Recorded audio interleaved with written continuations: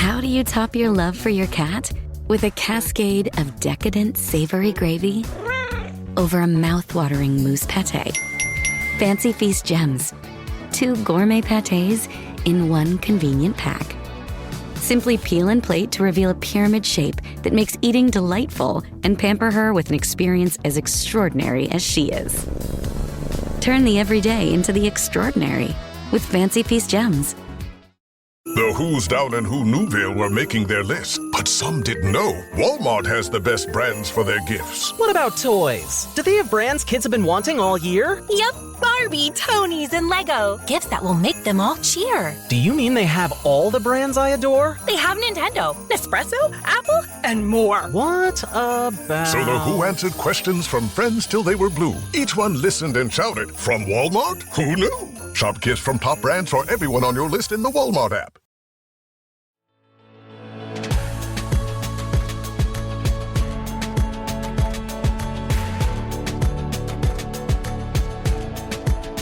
I'm Nicole Khalil, and you are listening to the This Is Woman's Work podcast, where together we're redefining what it means, what it looks and feels like to be doing woman's work in the world today, with you as the decider.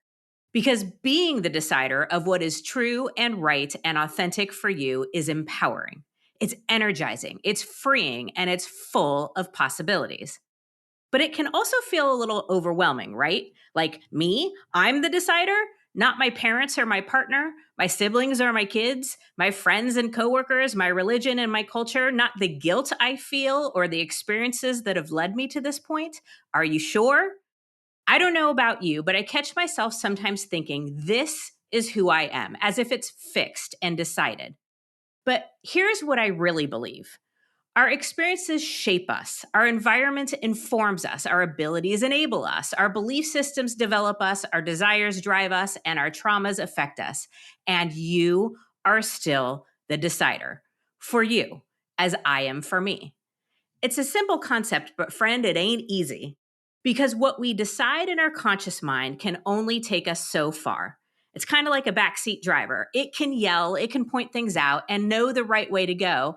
And yet, our unconscious mind is likely still in the driver's seat. And our unconscious mind, well, that shit goes deep. It's not afraid to dig way into our past. It holds on to all the memories and the repressed feelings. It's storing all of our emotional wounds and scars, whether we're aware of it or not. So here's the question I also catch myself thinking. Is it really possible to change the subconscious mind? Can I really grab hold of the wheel and go where I want to go? I think the answer is yes. And I think it's easier with the smaller things and much harder with the things that have really hurt us. Said another way, changing is one thing, healing is another. So today, we're going to talk about how we heal our emotional wounds. Stephanie Kwong is our guest and an old friend of mine and a transformative force as co-founder of the Rapid Rewire Method. Stephanie is passionate about the groundbreaking Rapid Rewire Method tools capable of swiftly dissolving emotional turmoil, limiting beliefs, disserving identities, and even trauma. Her mission is clear: to empower others with learning these tools to cultivate joy, inner peace, fulfillment, and true liberation. And she believes it doesn't need to be so hard or take all that long.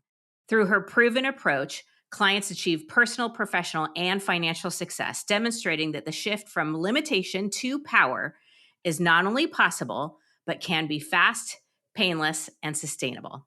Okay, Stephanie, thank you for being here. It's so good to see your face. Let me start by asking, is it really possible to heal some of those old mental and emotional wounds that we've been living with for like ever? Absolutely. So, one scientific way, because I know some people are not as into the woo and they want to know, is this tangible and real? But neuroscience has shown that we do have neuroplasticity. What does that mean? That the mind is open and pliable, can be changed. The mind and the emotions and the body, somatics, are all connected. You shift it on one level, the others begin to change as well. You have the ability to have tools that work with the mind, emotions, and the body in the way that an experience or a memory is stored in the body and in the mind. you can absolutely integrate it and create the transformation or the change that you're looking for. So there's been so much evidence. I mean, I always try to put myself through the ringer first. It's like, is this stuff really real and is it legit? And so I've, dove in as a student, a seeker of my own healing of my past traumas and wounding and very disempowering belief systems that I was either indoctrinated into or that when I was a kid, I misinterpreted experiences and made up stories that were negative and bad about myself, about who I could be or how I'm supposed to be in order to be loved and accepted. And as an adult, I realized so much of this was hindering me versus empowering me. And then that's where I began the work. And over the course of over 20 something years as a seeker of my own inner peace, my own consciousness evolution, and healing and transformation, I can say that who I am now is very different from who I was before because change is possible. When you dive into your own inner world, when you confront yourself, face off with, who you are now and go, man, this is working, this isn't working. Okay, what do I need to do in order to transmute and transform that to become the person I know I'm meant to be, to embody our highest selves, which are fully empowered, fulfilled, brilliant beings, that are truly limitless, and to break free from those limitations. But you can, I feel like I'm evidence of that, and been able to really work with people to prove that it's absolutely possible as well. I'm with you. It is possible.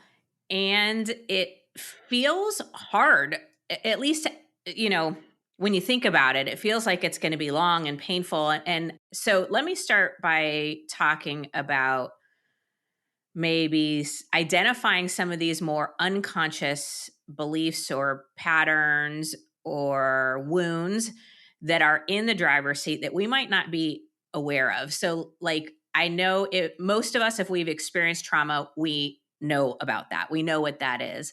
But you mentioned a lot of things, especially when we're younger, the things we make up about ourselves and our place in the world, and even misconceptions that happen. So, I guess that question is, how do we identify some of these unconscious things? How do we bring them into our conscious mind? So I think that the step number one to be able to create any sort of change in your life is to increase your own self-awareness. That's number one, right? So often I think we're just reacting to life and not paying attention to our thoughts, our beliefs, our behaviors that are really actually in opposition of what we say we want. So it takes some time to like slow down first, observe yourself like you're your own science experiment, and start to, dissect and peel back the layers and observe like, wow, what are consistent thoughts that I'm thinking in my head that have me feel like crap? And I know I used to have a ton of those of like, no one's going to like you unless you do this, or man, this person didn't invite me here. That probably means that that I suck and that I'm just not good enough. Like, we let these thoughts run in our minds as if they're truth, capital T truth, when they're really just past conditioning or just random thoughts that pop up in our head that are supporting the underlying subconscious beliefs that we hold. I liked what you said, observing yourself like a science experiment. I think that's important because scientists often don't judge the thing that they are observing, right? It's neutral. It's about gathering information, gaining understanding.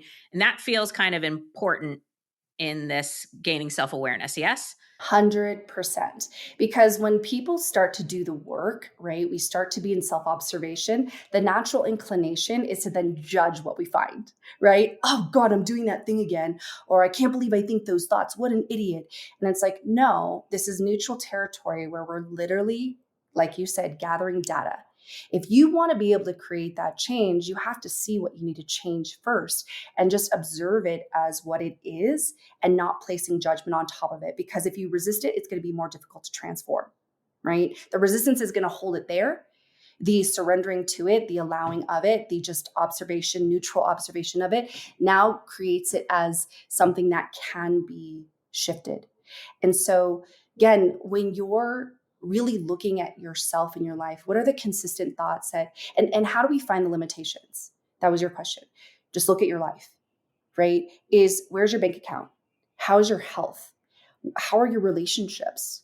What are the consistent habits that maybe no one really sees you doing behind closed doors, and yet you consistently do it and it has you feel bad about yourself? Anything that creates dissonance in your mind and your emotions and your body is most likely not serving your highest good and is in alignment with who you actually want to be in life. And it's, again, part of your old conditioning. And I love that saying where people go, what happened to you in the past isn't your fault, but what you do about it into the future is your responsibility, right? We can't change what happened to us. We cannot redo the misinterpretations of past events that we make ourselves bad and wrong for. But now it is our responsibility to be able to shift that. And again, it starts with observing yourself, your thoughts, your beliefs, your habits, your patterns, what is serving you and what is not. And when you're able to see that and you're like, man, or what, here's a self-sabotaging pattern. I keep saying I want to hit this goal in my work or my career. And yet I'm taking actions that are totally out of alignment with that, right? I know I want to get that raise. I know that I'm qualified for it. I've been at this organization long enough. I'm the person. And yet something is holding me back to speak up and ask for it. Ooh, that's information. Let's dive into that and see what is that that's holding you back from being able to speak up, to be able to claim what you want, to be able to ask for what you need and what you feel you deserve. And then when you start to peel back the layers, like let's just take that one example, right? Maybe you start to uncover stories or beliefs of I'm not good enough. I don't deserve good things.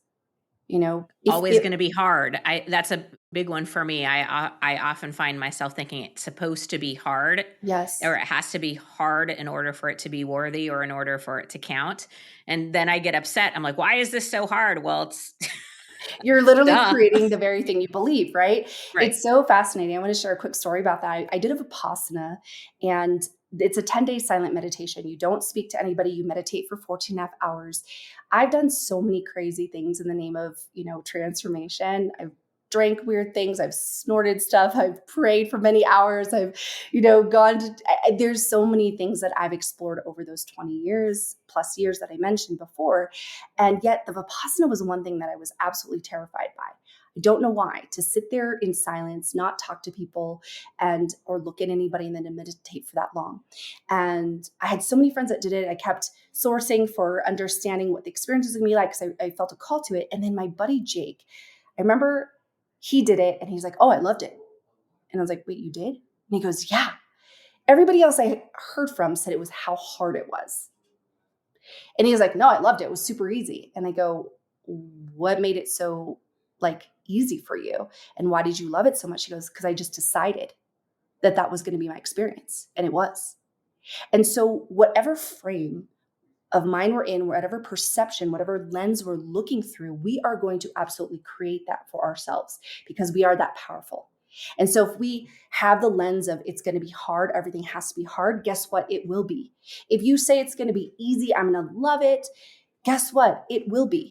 It's so fascinating where we don't, again, take the time to decide intentionally what our experience is going to be. As I mentioned before, too, we're just reacting to life, thinking that we're powerless. And yet we have the ultimate power to decide who we want to be, how we want to perceive things, how we want to respond to things versus just automatically react to it. And it takes that ability to slow down, be self-aware, and then to do the work, the inner work to align with who we say we want to be and what we want to achieve. Most of us are just out of alignment. That's all. It's not bad or wrong. Again, no judgment.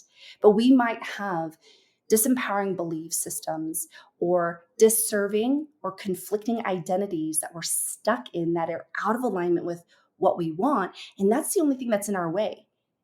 You are absolutely worthy. You are absolutely good enough. You are absolutely capable. You are absolutely have all the resources internally that you need to be and to achieve what you want. It's just there might be some misalignments that occurred in the past that now you just got to do the work to get aligned. And again, it starts with observation, paying attention to what is out of alignment internally for you.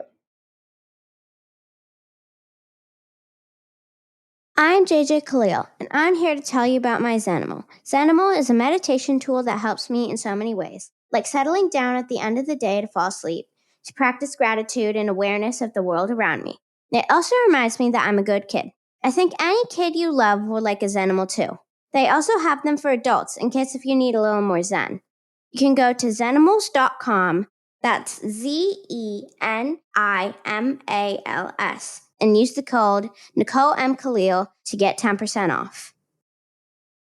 I mean, you said something that just stuck with me. You said, we are that powerful in either direction, right? In the subconscious and in the deciding the experience we want and the things that we want to create. So it sounds like the first thing is this self-observation. Then what? Yeah. So then what is, there's a lot of different pathways. For people, it's just a matter of, okay, what do I need to do now? And how much am I willing to commit to doing this inner healing work and inner transformation work? There are some people that find it through plant medicines, right? And to me, plant medicines are more of like a door opener. It starts to reveal to you maybe things that you've repressed in your subconscious, but it doesn't do the work for you. Now you still got to go do the work and create the change. But like for me, when I did ayahuasca, I actually saw that I experienced abuse as a child. To me, I was like, no, it's just how you're raised as a kid in, the 80s, and your parents hit you and stuff like that. But actually, it came through that was my experience. And it was like, whoa, I have this information now, but now what do I do? Right. And also, what were some of the coping mechanisms I created to avoid feeling that pain that I did as a kid? That's the work that you have to do. Some people might go through more mental routes. Some people go through more emotional routes. It could be through cognitive behavioral. It could be more classical therapeutic routes for some people, if that's what they choose. Others choose, more alternative therapies like hypnosis, NLP, somatic experience, etc. These are all things I'm trained in. And yet, I'm just going to give a quick plug, like the tools that we do at Rapid Rewire, I have found are so easy.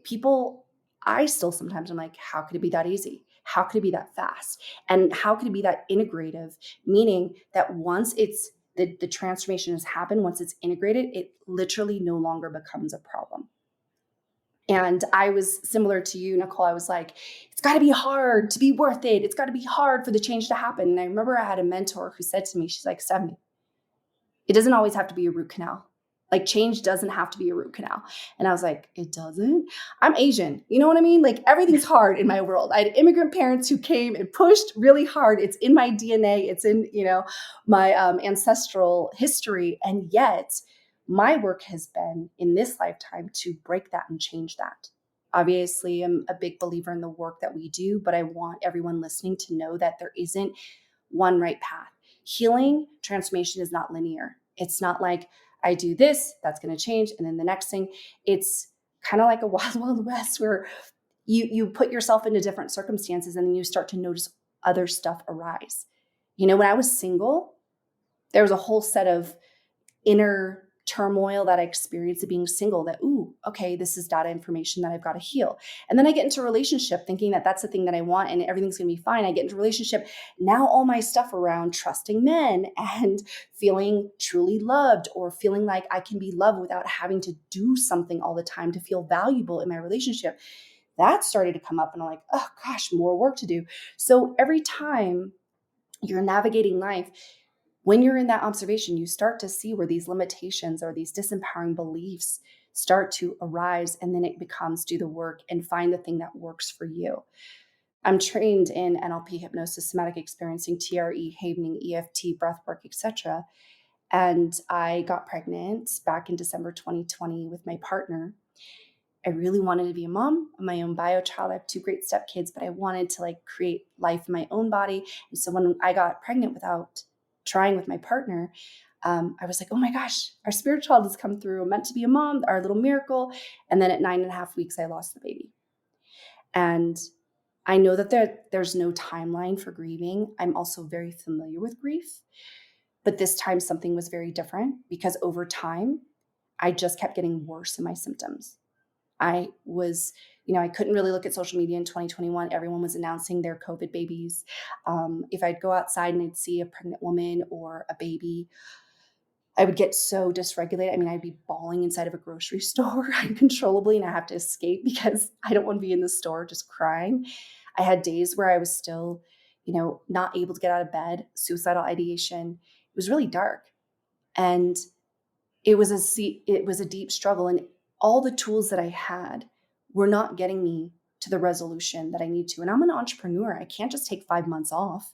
I still have to, do things to be able to support myself. Even with an extraordinary community of coaches, healers, therapists, shamans that I had accumulated over 14 years as a coach, nothing seemed to help. And literally, I was connected to these tools that are the rapid rewire method. And in one 60-minute session, process the trauma, drain the emotional charge that I couldn't even feel or find sadness or grief in my body anymore. It was gone. It's never come back. I've never had to reprocess it. And I was like, what is this? I was known for getting fast results. And all of a sudden, this changed the game for me. And, a lot of people will say, well, you can't rush healing, or you can't rush trauma, or heal trauma that quickly. And I go, well, yeah, but a lot of people also thought that you couldn't run a 4-minute mile. And then some dude did. And now everybody can. And I feel like that's essentially, the old paradigms that it has to be hard. It has to take time. You only learn tools to cope when the triggers arise, so you can downregulate your nervous system and be okay in the moment, but then it'll trigger again. And you just deal with the triggers, or you have to do something repetitively over and over and over and over again, hoping at some point it'll kick in. And then when it doesn't, you get frustrated thinking that it's not going to work. I'm never going to change. And it's like, whoa, wait, maybe you just need, a pathway that works efficiently with the mind, the emotions, and the body integratively, so that you can create that rapid healing and do it more easily and in a way that has the results stick. And we don't have to suffer with our traumas, or the disempowering belief system or the coping mechanisms that we've formed, that we're stuck in, that we feel is the only way that's going to create safety for ourselves. We can transcend all that. And it's just when you find the right pathways to do it. But the key really is to dive in and do the work. Okay, so first, thank you for sharing your story.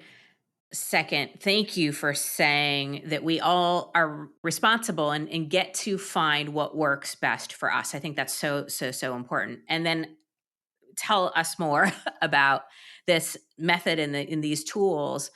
And I don't know if it's how they work. I don't even know enough about it to know what are the right questions to ask. But if you can share more about what's different. Yes. So the thing that I love about these processes that are different from others is we actually process the now. What is the challenge you're experiencing right now? And then how do we integrate it so that when you heal the thing in the now, how it's affecting you, like maybe you have created an identity of an untrusting person because you've been screwed in the past by either past family members, men that you've dated, whatever it is. And now you want to open your heart to a healthy, loving relationship, but there's this control and this fear that you're going to get hurt again. And that is overriding your ability to attract someone because you're stuck in that wanting to control. That's going to, again, keep you stuck. And when you have the tools like we do, what happens? We deal with it in the now, not when did that happen to you in the past. I used to do hypnosis and I do age regression to bring people back to the moment in time when that issue was formed. Okay, cool, we've got information, but now what? We want to still change it. So what we do is we shift it in the now, which then ultimately cleans it in the timelines in the past. And for the future, it will no longer affect you or your decisions or your actions, which will then create a new future for you. So that's one thing that I love is we really focus on the now. What also makes these tools effective is that they work with the mind, the emotions, and the body. There are so many fantastic tools out there, but many of them solely focus on the mind, like cognitive behavioral therapy, right? It's cognition, thinking. There's some that are just focused on the emotions. I know EFT works a lot on that. And then there's some that are just somatic based. When people talk about, yoga, movement, breath work, that only works into the body, but now we're missing the emotion and the cognition. It might come up inside of the process, but it's not focused on that. So these tools will help, But when you're not integrating in the way that a memory or an experience is stored on all three levels, it's just going to take a lot longer and a lot more repetition to try to knock it out, right? You're just chipping away at it versus like, let's just pull the whole thing apart. And so again, that's what our tools do. And so every single one of our processes, they address images, thoughts, emotions, and body sensations. Those are the four, what we call them, levels of awareness or levels of consciousness. And that's how a memory or experience is neurologically or somatically tagged in the body. That then either holds it in place until it's actually addressed and resolved, so we can move beyond it and literally rewire it, or it holds it in place to keep you stuck. And so our tools, again, work that well, where it addresses mind, emotions, body, images, thoughts, emotions, body sensations. And we do a process of duplication. So it's like, put your attention to it, let the content arise, experience it, and then we can let it go. So often we repress it. And when we don't actually let it come to the surface, that's why it stays stuck, right? We have to bring it to the light. And our tools by function allow you to do that. So you put your attention to it and it's like all the unconscious content starts to come up. And it's just naturally the way the process is designed that enables that. And then people literally will share, that's so crazy. I didn't know that was a thing that's holding it in place, or I didn't know I thought that or believed that. And wow, or I didn't know that, this emotion was actually underneath. I just supported a friend with the process, and she thought what was anger was actually sadness, because anger and sadness can masquerade for each other. Mm-hmm. And so she was like, no, I was just pissed. And really the deeper cut, what came up was this deep grief that she held. And so it's cool because our tools allow all of that to come up. When it all does, boom, it can be integrated. And it's really cool because you don't have to stay in it for that long. Certain processes make you re-experience the trauma, sit in it for a while. And to me, sometimes that can be very much re-traumatizing versus helping. And ours is like maybe 2 seconds. Our trauma release process, you're in it for maybe 2 seconds. You just have to be able to bring it up so that we can start to integrate it. But it doesn't have, that's what we mean by it doesn't have to be hard. It could be gentle.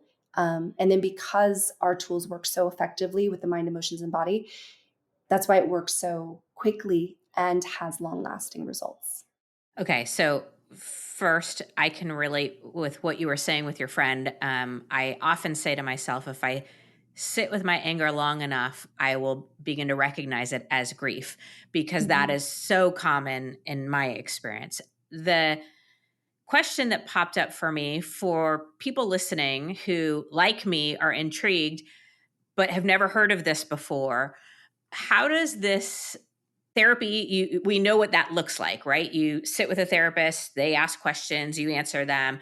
How is this facilitated? Yeah. So what's really neat is our tools are actually, they were created by a European psychotherapist and researcher. His name is Zevarad Slavinsky.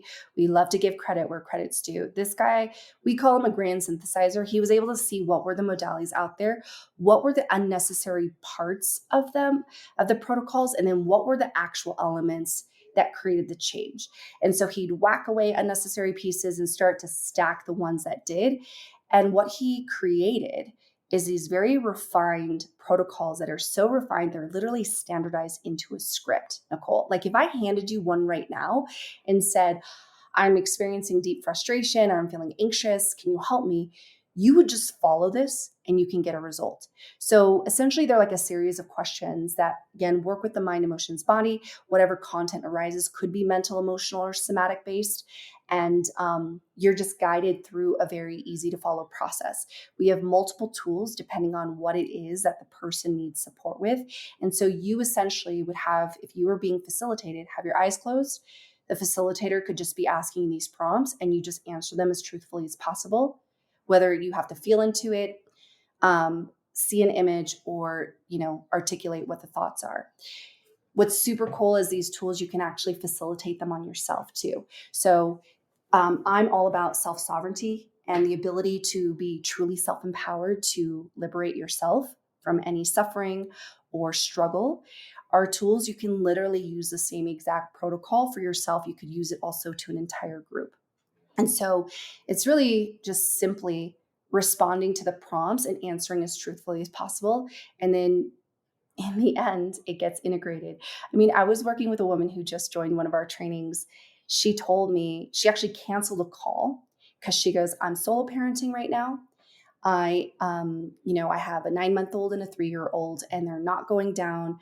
And I'm super dysregulated. I have all these tools that I'm trained in. Nothing's working, and I just need a break. So I said to her, I was like, I'm happy to support you if you want. We hopped on and I ran her through 2 of our processes. I started her off with one. She was at a 10 on rage around her kids and when they get chaotic. And she went down to a 6 after the first pass. I took her through another process and then it went down. She got to a place where she goes, I don't know why, but I'm laughing right now. And she goes, do you hear my kids in the other room? They're literally losing their SHIT right now. They're losing their shit. And my husband's in there. She goes, and all I can do is laugh. And she goes, and normally I would leave. Like I would shut down this call and try to go save him. But I think he's going to be fine. And I can be right here, right now. And I was like, holy crap. So again, we're seeing this change in real time, right? But because she was facilitated in a way that worked, where her rage was stored, which then diminished to anger, which then went to sadness, and then it just dissipated. It was really extraordinary to witness. So really the person who's being facilitated, you're just going through a series of prompts that are blocked out. When you go through therapy, it's what does a therapist think to ask you? And usually it's you share something and go, well, how does that feel? And then how did that feel? And so that's the line of questioning inside of the more common therapy model that most people know. In ours, it's literally a structure that starts to pull out the content that's holding your problem in place. And then through that process, it shifts and people are surprised because they go, wait, I went from this to this in 20 something minutes. How did that happen? I'm like, the tool is just structured in a way to work with the mind, emotions, and body so that we could clear it on all levels. I have an answer to this question, but I am wildly curious to hear yours. Whether it's the rapid rewire method or whatever method might work for you, why do you believe that this work is so important? Why must we deal with our old wounds and do the work, whether it's hard or easy? What's at stake? What's at stake is your living into who you're meant to be, your soul's evolution, and also your true fulfillment in life and impacting the world around you. How do you want your kids to fulfill in their life? Do you want them also to go around screaming at other people, hitting other people, avoiding others, having very disempowering or very unhealthy coping mechanisms because you haven't healed yourself and your kid is literally modeling after you? So what's at stake is generational, passing it down through your lineage. Also, your ability to just feel empowered as you're meant to be. You pointed out earlier when I said you were powerful. You absolutely are. You just have to strip away the layers that are lies that are not that. And that's the work that you can do. Most people, I feel, are just surviving. But what if what's possible for you is to truly thrive? That's what's at stake.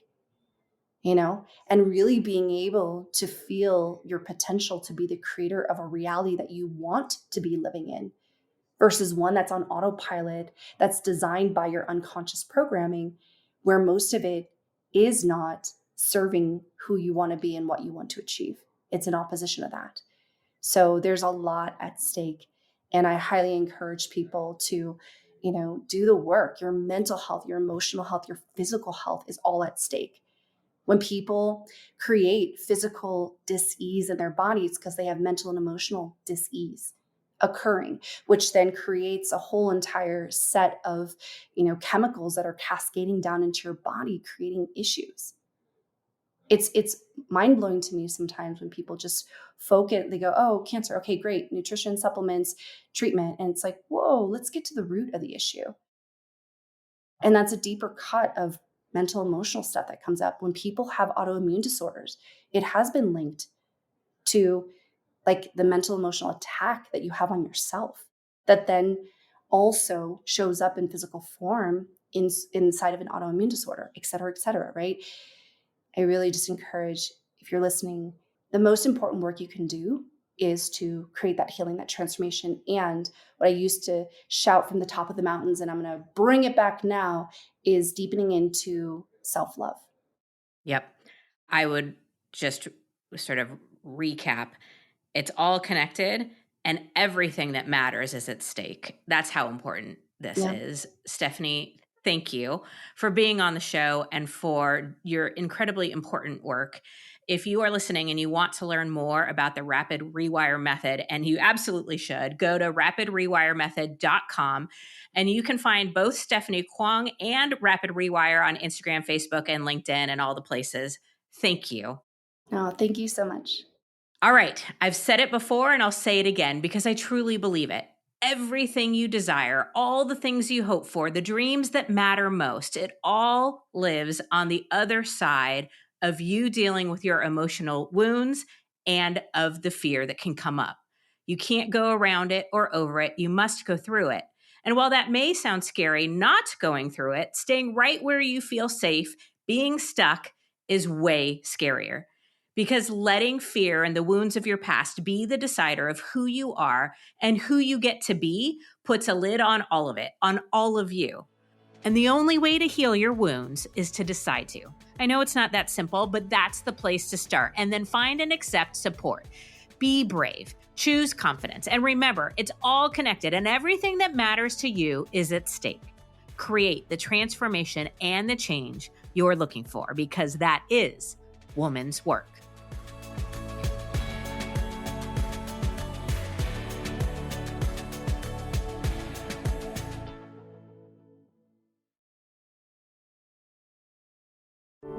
Every minute your finance team spends wrestling with data is a minute lost. Insight Software's AI-powered insights instantly move you from complexity to clarity. Automated analysis, real-time reporting, strategic recommendations, all at your fingertips. Transform how your finance team works and watch your business grow. Stop wasting time. Start making smarter decisions. Learn more at insightsoftware.com/AI.